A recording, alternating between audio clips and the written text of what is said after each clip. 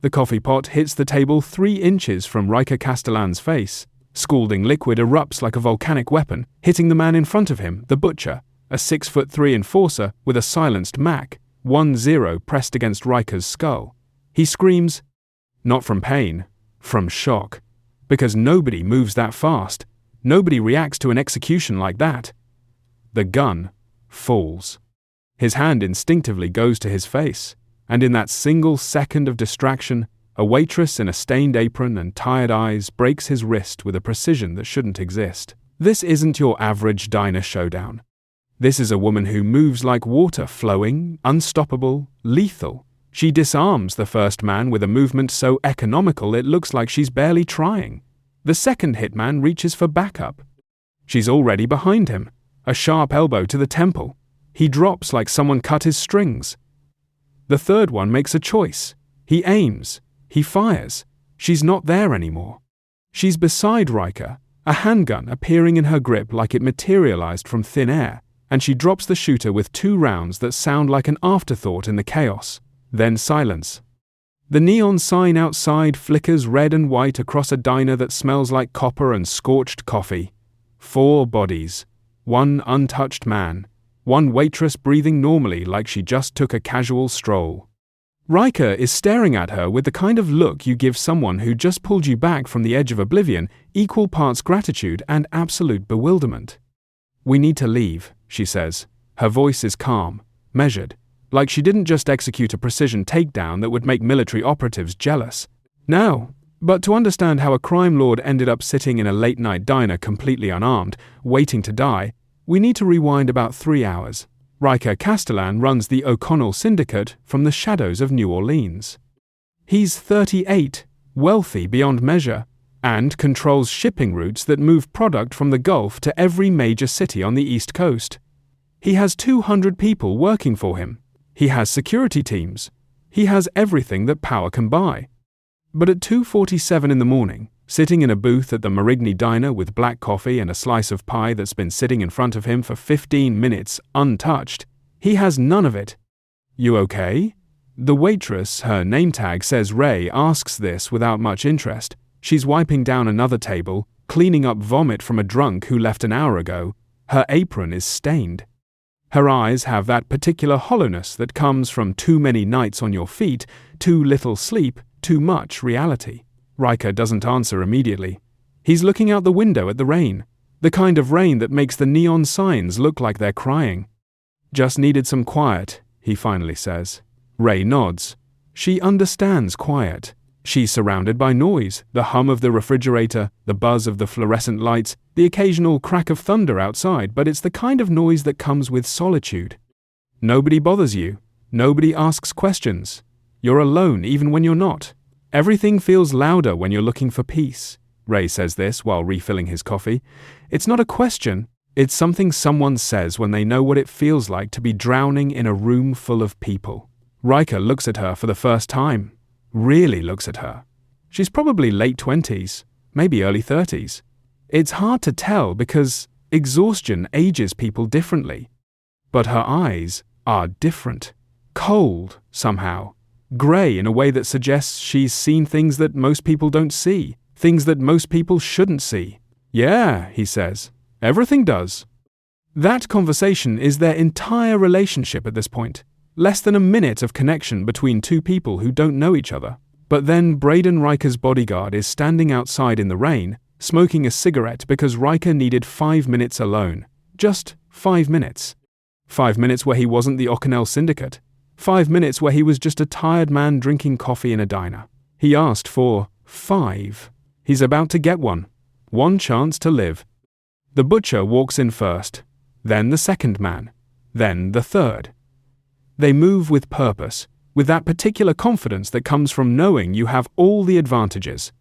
Ryker sees them, and his chest tightens because he recognizes what's happening. He's been in this world long enough to know the signs. These aren't random criminals. These are Vex Torrance's people, and Vex doesn't send people to talk. Vex sends them to end things. Ryker reaches for his gun. His hand comes up empty. He left it in the car. He left it in the car because he wanted to feel human for 5 minutes. He wanted to sit in a diner and drink bad coffee and not have the weight of violence pressing against his ribs. The butcher raises the Mach 1-0. He's smiling. Actually, smiling. Like this is a moment he's been waiting for. Like executing Ryker Castellan in a public place, witnesses and everything is a privilege. The barrel is steady. His finger is on the trigger. This is the moment where Ryker's life should flash before his eyes. This is the moment where he should feel regret or fear or something that makes sense. Instead, he hears the crash. The coffee pot held in a hand that moves with inhuman speed. The scalding water. The butcher's scream. Everything that follows happens in a blur of motion that Ryker's eyes can barely track. By the time his mind catches up with what's happening, 3 trained killers are on the ground, and a waitress is looking at him like she's about to ask if he needs a refill. "We need to leave," she says. "Now." They run. The rain is coming down hard enough to blur the windshield of the beat-up Honda Civic that Ryker somehow has keys to. He doesn't remember how they got to the car, how they made it 2 blocks without being stopped, how his hands aren't shaking. Ray, or whoever she is driving like she's done this before. Like fleeing a crime scene isn't a new experience for her. She navigates the streets with precision, avoiding main roads, moving through neighborhoods like she has a map of the city burned into her brain. "Who are you?" Ryker asks. His voice sounds strange to his own ears, distant, like he's listening to himself from underwater. Ray doesn't answer immediately. She's focused on the road, on the mirrors, on the possibility of headlights appearing behind them. Finally, after what feels like an eternity, she pulls into an abandoned warehouse district and kills the engine. "My name is Iris," she says. She says it like it's a confession, like saying her real name out loud is dangerous. "Not Ray. Never Ray. Ray was just a costume. I don't understand." "I know you don't." Iris turns to look at him, and for the first time, Ryker sees past the exhaustion. He sees past the tired eyes and the apron and the person pretending to be ordinary. He sees someone who has killed people before. Someone who has stood exactly where those men were standing and decided that mercy wasn't going to be her choice. 3 years ago, I was the head of security for one of the largest crime families in Moscow, the Petrovs. I ran their protection division. I managed a team of 40 operatives. I did things that, she pauses. She's choosing her words carefully now, like, honesty matters. I did things that changed who I was, at a molecular level. Things that can't be undone. Things that haunt every single moment of quiet. "Then why did you—" "Run," Iris cuts him off. "After the massacre, when the Petrov family was eliminated, I got out. I came to America. I became Ray. I got a job at a diner. I cleaned up vomit. I served coffee to people who wouldn't look at me. I wanted to disappear. I wanted to be invisible. I wanted to spend the rest of my life pretending that the woman I used to be was someone else's nightmare." She's looking directly at him now, and her eyes are filled with something that might be regret, or might be anger, or might be both. "But I couldn't let them kill you. I could see it happening. I could see exactly how it was going to happen. And even though I didn't know you, even though you were just another person in my diner, I couldn't. I couldn't watch someone die when I had the power to stop it." Ryker sits with this. He sits with the fact that this woman just saved his life, that she revealed who she actually is, a secret that clearly cost her something enormous to keep just to explain why she intervened. That she's now the most dangerous person in his immediate vicinity and probably in a 5-mile radius. "Thank you," he says finally, "because what else do you say?" "Don't thank me yet," Iris replies. "That man, the butcher, he had a body camera. Everything that happened in there just got transmitted to Vex Torrance. They know you survived. And now they know I'm alive. Now they know I'm connected to you. So we're not out of danger. We're just getting started." She starts the car again and pulls back into the rain. Behind them, the city is coming alive.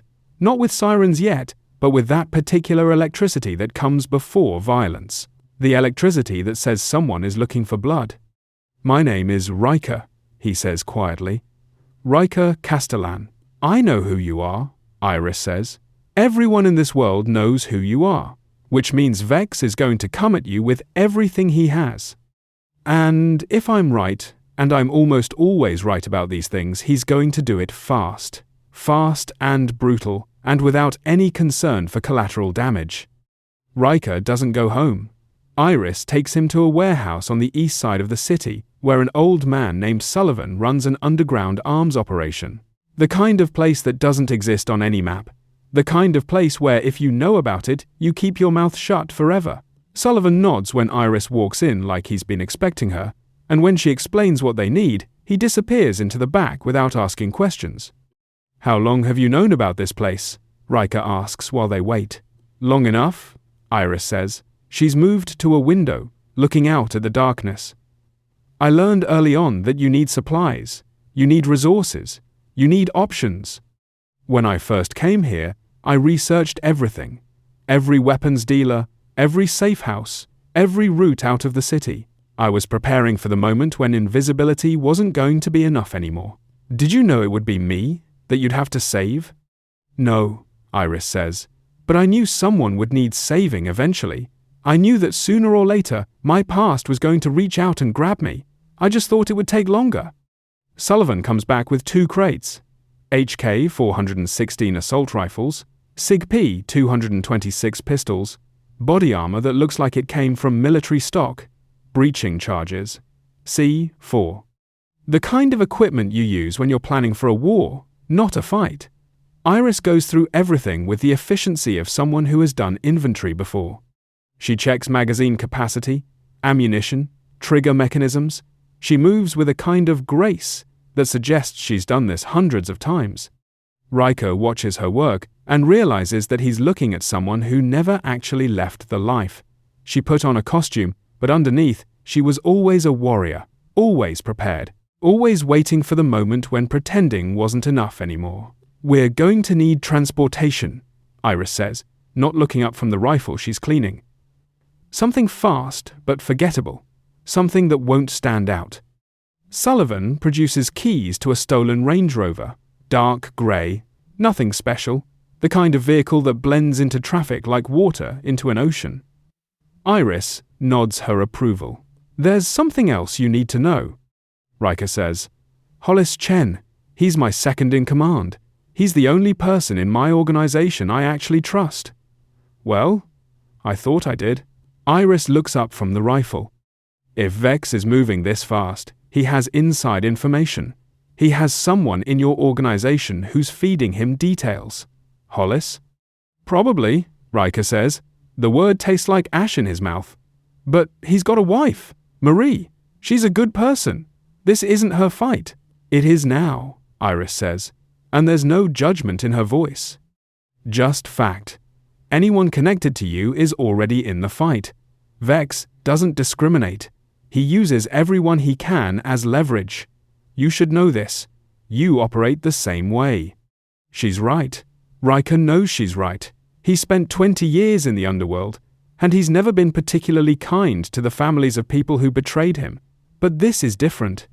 This is knowing that Marie, who makes incredible pasta, who volunteers at a community center on weekends, who has 2 kids and a mortgage and dreams that don't involve bloodshed, is going to suffer because her husband was stupid enough to get in the way of something bigger than both of them. "I need to tell you something," Iris continues, and her voice is different now, softer, more human. "I can't promise you'll survive this. I can't promise either of us will make it through whatever comes next. But if we do, if we make it to the other side of this, I want you to know that I don't regret saving your life, even if it kills me." Ryker doesn't know how to respond to that kind of honesty. He spent so long surrounded by people who lie that truth feels like a foreign language, so he does something he hasn't done in years. He reaches out and takes her hand. "Then we don't die," he says. "Not today. Not until we've figured out what comes next. If you're still watching right now, you already know this isn't your average crime story. You're seeing something that most people miss, the humanity underneath the violence, the connection between 2 people who shouldn't trust each other but do anyway.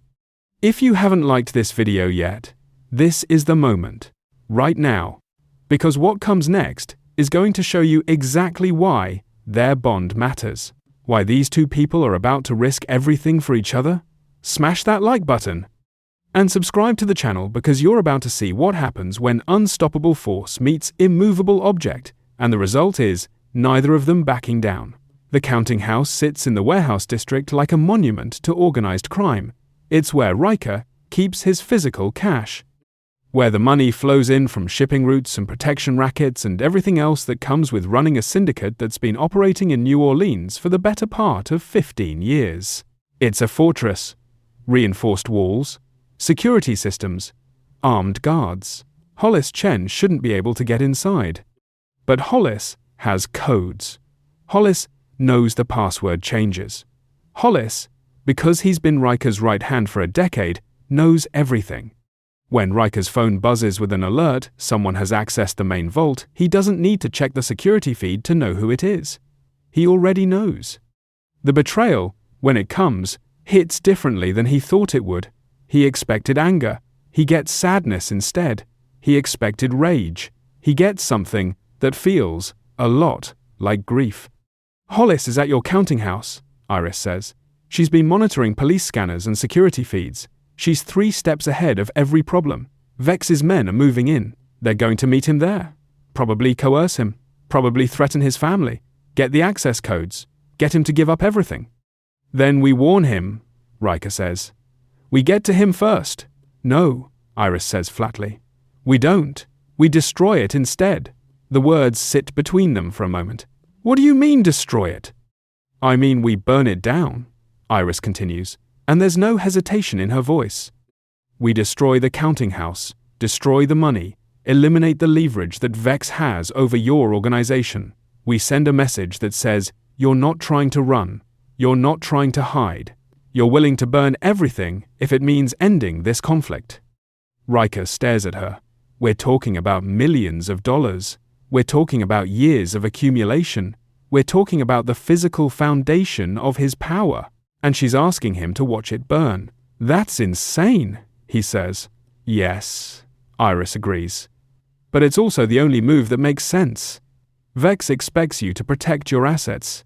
He's probably planning to use the money as leverage against you. He's probably expecting a hostage situation at the counting house. But if that money doesn't exist anymore, if it's gone in a cascade of explosions and chaos, then he loses that advantage. And we buy ourselves time. Time for what? To figure out where to make our stand, Iris says. You have family property, something remote, something defensible. Asheville, Ryker says quietly. It's an old plantation estate north of the city. My family owned it for generations. I haven't been there in 10 years, but it exists, Iris finishes. And right now, existing is what matters. We're going to go to Asheville. We're going to fortify it. And we're going to make Vex come to us. Because in his world, in his mentality, he expects people to run. He expects people to hide. What he doesn't expect is for someone to stand and fight. So they drive to the counting house. Iris has already disabled the exterior cameras, which raises several questions about her technical skills that Ryker decides not to ask. They find Hollis in the main vault, standing over stacks of currency, looking like a man caught between 2 impossible choices. Vex's men are outside, closing in. There's no time for conversation. There's no time for apologies. Iris plants explosives while Ryker quickly empties the cash into portable containers, millions, but not the millions. She's planned this too. They're taking enough to survive. Enough to function. Enough to keep moving. But not enough that it matters. Then they leave. The explosion, when it comes, is massive. It's the kind of explosion that lights up the entire warehouse district. It's the kind of explosion that brings fire trucks and police cars and news vans. It's the kind of explosion that makes Vex Torrance understand, for the first time, that he's not dealing with someone who's trying to protect their empire. He's dealing with someone who's willing to burn it all down. As they drive away, watching the counting house collapse into fire and debris, Iris turns to Ryker and says something that he's going to remember for the rest of his life. Welcome to the part where we stop playing defense. Asheville Manor sits like a sleeping giant on 200 acres of land north of St. Francisville. The house is old, built before the Civil War, and the grounds are surrounded by high stone walls and wrought iron gates. There's cypress trees and bayou on 3 sides, which makes approach difficult. There's multiple exits, which makes escape possible. There's a basement bunker that Ryker had forgotten even existed. As they pull through the gates and look at the massive structure in front of them, the weight of what's about to happen starts to settle. This is going to be war. This is going to be the kind of thing where people die. This is going to be the moment where both of them discover if they're actually capable of surviving together, or if they're just 2 broken people trying to hold on to something that was always going to break anyway. But first, they have time. Maybe 12 hours. Maybe less. Iris treats the wound on her arm, where one of the hitmen's bullets grazed her during the diner fight. She does this methodically, without complaint, moving through first aid with the efficiency of someone who's treated gunshot wounds before. Ryker watches her work and realizes that he's falling for her. Not in the slow way that normal people fall in love, in the catastrophic way that happens when you've been drowning and someone hands you oxygen. "I was in love once," Iris says while she's wrapping the bandage.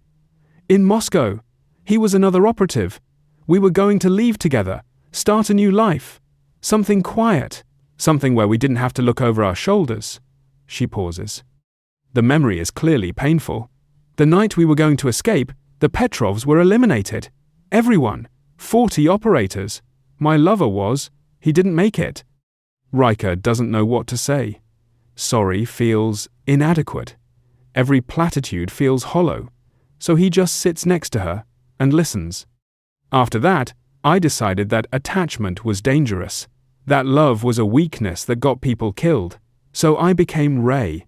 I became invisible. I decided to spend the rest of my life alone because alone meant safe.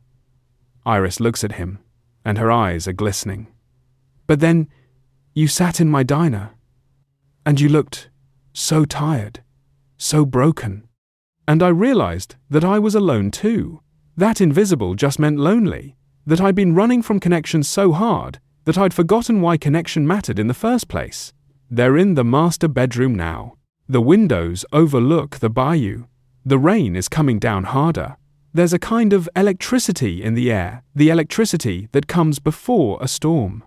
Ryker reaches out and touches her face, and Iris leans into it like she's been waiting for this moment her entire life. "I don't want to be alone anymore," Iris whispers. "Not if I don't have to be." Their kiss tastes like rain and possibility, and the particular kind of desperation that comes when you know this might be your last moment of peace. It tastes like 2 people deciding that love is worth dying for. It tastes like surrender and hope at the same time. But peace doesn't last long in this world. The mercenaries arrive just before dawn. They come from 2 directions simultaneously, a coordinated assault that suggests Vex has hired professionals.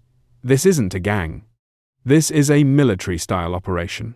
Vehicles pull up to the front gates, mercenaries emerge in tactical gear, equipped like they're about to assault a fortress, which they are. Iris is already at the windows, already positioned, already calm in a way that suggests this is exactly what she was born to do.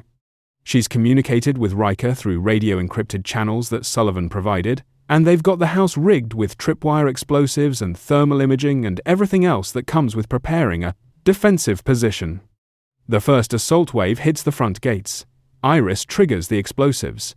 The blast catches them off guard, kills 4 of them, scatters the rest. But it also tells them where the main defensive positions are. Vex's men are professionals. They adapt. They come around the bayou side. They breach through windows on the 2nd floor.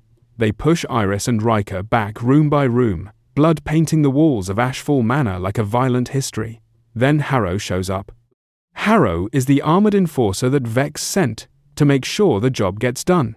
He's 6'6", 300 pounds of muscle covered in tactical gear, and he's advancing on Ryker's position with the kind of single-minded determination that suggests he's going to personally execute everyone in this house. He has a minigun, and he's using it to shred the walls around Ryker like the house is made of paper. Ryker tries to move. Harrow cuts off his exit. Harrow raises his weapon. This is the moment where Ryker Castellan is supposed to die. This is the moment where all of his power And all of his resources don't matter because sometimes you're just outgunned. But Iris has a different plan. She swings from the chandelier, actually swings from it like she's performing in an acrobatic show. The movement is impossible.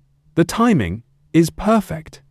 She's in the air and firing, and 3 bullets catch Harrow in the gaps of his armor, and he goes down like a tree that's just been felled.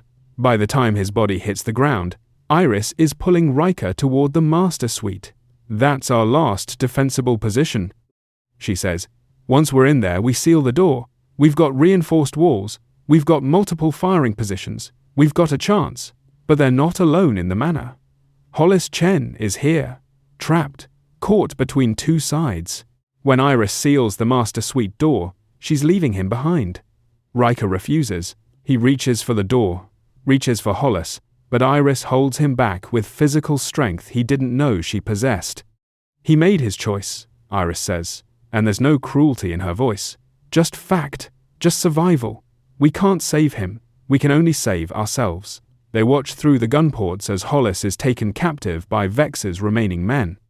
As he's brought down to the main entrance where Vex himself is standing, wounded, bleeding, but still commanding the assault, as he realizes what's about to happen, Vex appears on the front steps like a demon rising from the basement.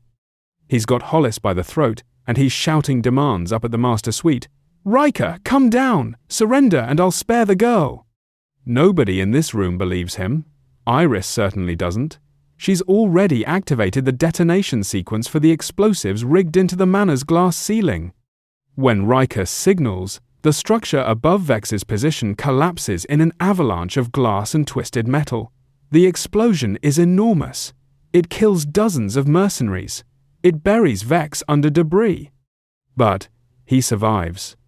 He always survives.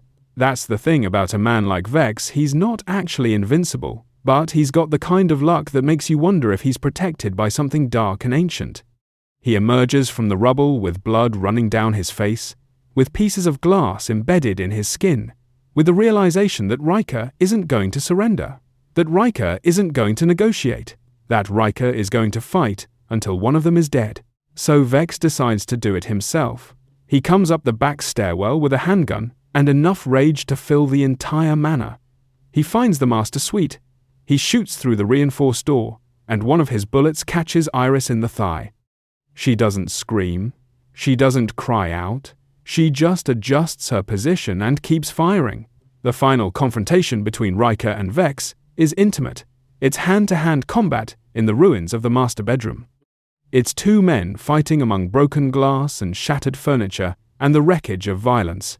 It's the moment where all of the preparation and all of the strategy gets stripped away, and what remains is just raw determination.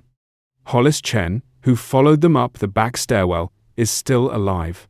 Somehow, miraculously, he survived the ceiling collapse, and in his final moment, he makes a choice. He tackles Vex, giving Ryker the opening he needs. Ryker grabs a piece of broken glass, sharp, jagged, perfect, and he ends this. Vex Torrance dies on the floor of a mansion that belonged to Ryker's ancestors, and his blood mixes with their blood, and somehow that feels appropriate. Sirens are approaching from the distance, police, fire trucks, the entire system responding to the violence and the explosions and the carnage. Iris and Ryker don't have time to call for medical attention, don't have time to explain what happened. They run. There's a hidden tunnel beneath Ashfall Manor, something Ryker remembered from childhood. They disappear into darkness with everything they can carry. Behind them, Ashfall Manor is burning.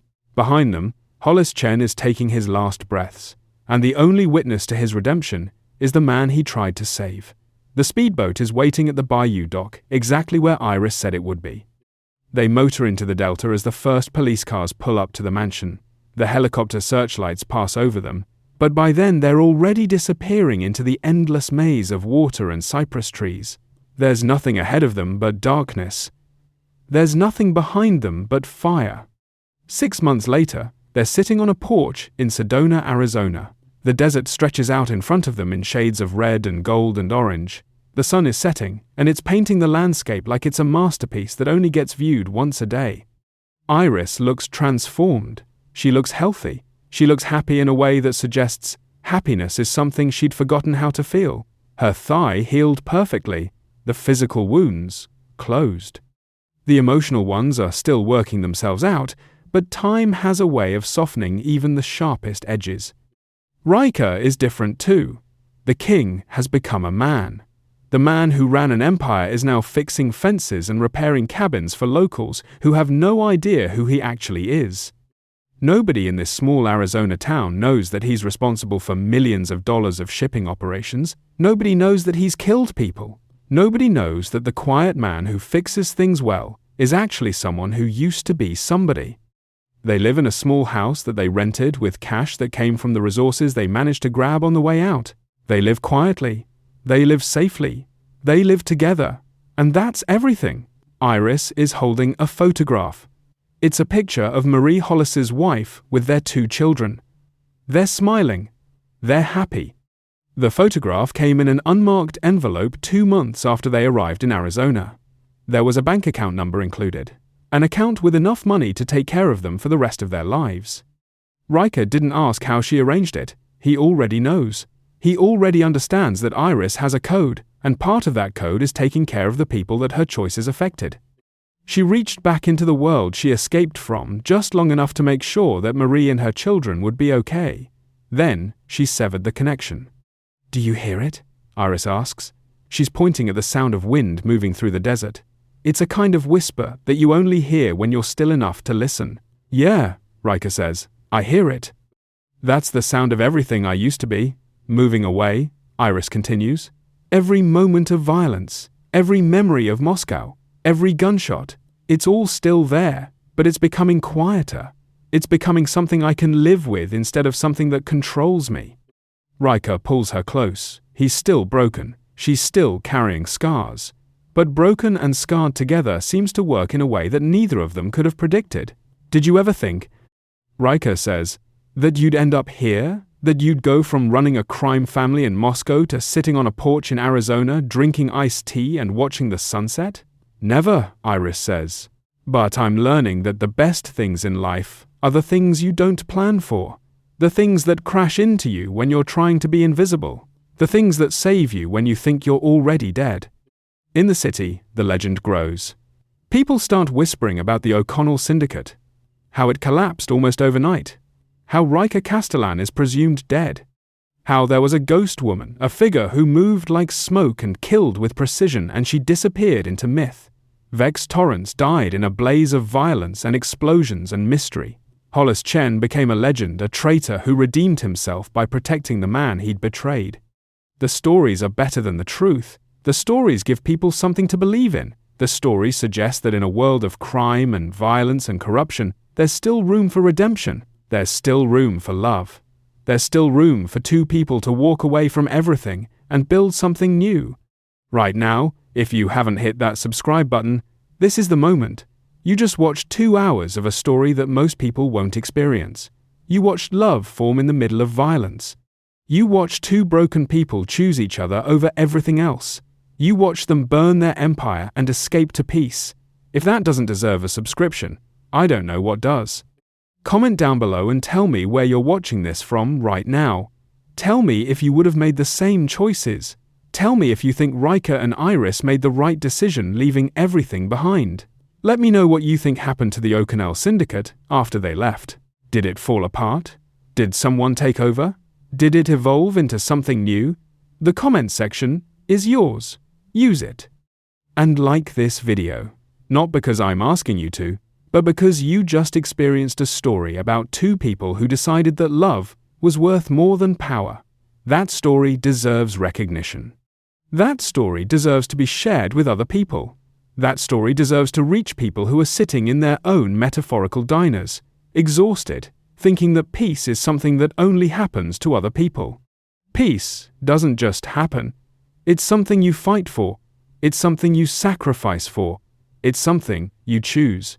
Iris chose it, Ryker chose it, and somewhere in the Arizona desert, they're still choosing it every single day. The rain in New Orleans seems like it happened a lifetime ago. The diner, the gunfire, the moment where a waitress saved a crime lord's life. It all feels like something that happened to other people, but it happened to them. And it changed everything. They're still scared sometimes. Iris still hears gunshots in her sleep. Ryker still feels the weight of decisions made, people hurt, empires destroyed. But they're scared, together. And somehow, that makes all the difference. Thank you for watching this entire story. Thank you for investing in these characters. Thank you for believing in the possibility that love and redemption are real, even in worlds as dark as the criminal underworld. Your view time matters. Your engagement matters. Your comment matters.